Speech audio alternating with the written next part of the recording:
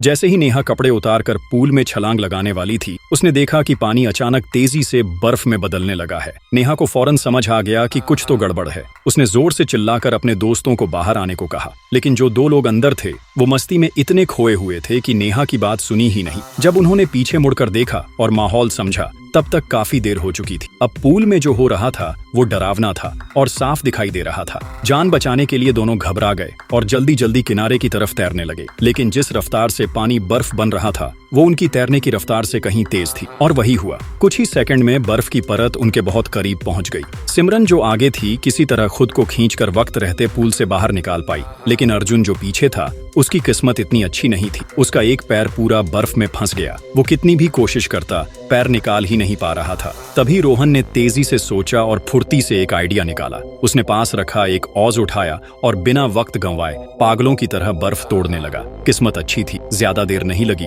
और अर्जुन को बाहर निकाल लिया गया। सबको लगा अब खतरा खत्म हो गया है, लेकिन जैसे ही रोहन पुल से बाहर चढ़ा कुछ और अजीब हो गया। रोहन कुछ समझ पाता उससे पहले ही उसका पूरा शरीर बर्फ की मूर्ति बन गया। उसे बचाने के लिए अर्जुन ने अपनी जेब से पेन निकाला और बर्फ में छेद किया, फिर जल्दी से एक दवा इंजेक्ट कर दी। जैसे ही दवा का असर हुआ और बर्फ गर्म होकर फटी, रोहन किसी तरह बच गया।